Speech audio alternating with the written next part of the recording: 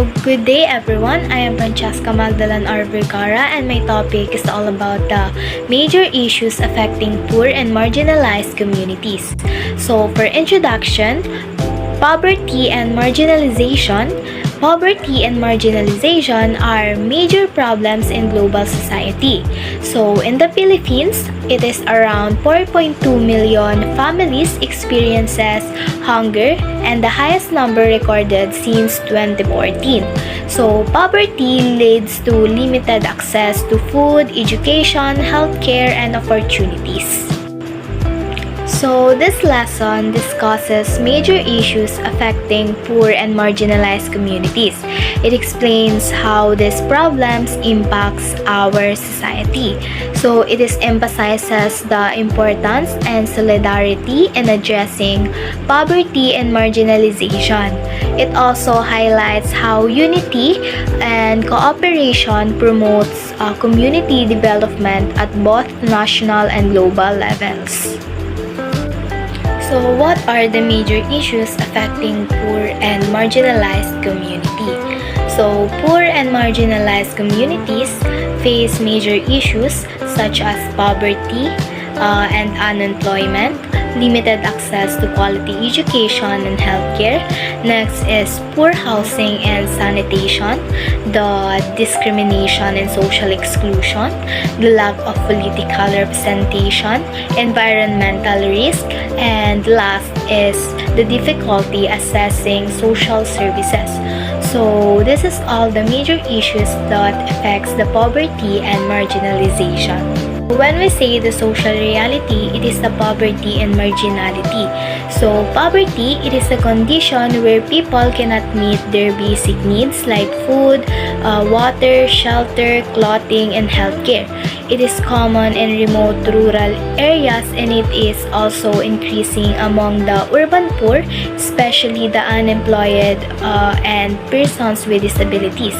So, let's proceed to marginality. So, marginality happens when the individuals, groups are pushed in edge of society because of social, economic, cultural, political, and environmental barriers. So, these barriers limit their opportunities and access to resources. So, we have here the major issues affecting poor and marginalized communities. So, first is the socio-cultural issues. It involves inequality and discrimination based on gender, sexual orientation, ethnicity, race, or origin. So, these problems limit access to education, healthcare, and opportunities, especially for immigrants, refugees, and marginalized groups. So, second is the economic issues. It is caused by low education, low income, unstable jobs, and lack of social protections. So, the poor and minority communities have fewer opportunities while the rich have more access to resources, increasing the gap between them, especially during economic crisis. So the next issues is the political issues. In the Philippines, it includes the dominance of wealthy elites, political dynasties, and corruptions. So these problems weaken poverty reduction efforts, increase inequality, and limit opportunities for marginalized people. So the last issues is the ecological issues, which is involve the exploitations of natural resources such as illegal logging and deforestation.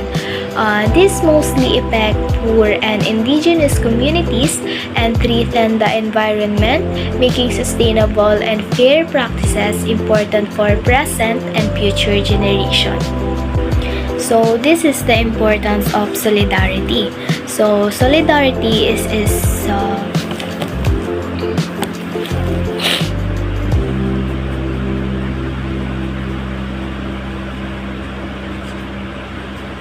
So this is the importance of solidarity.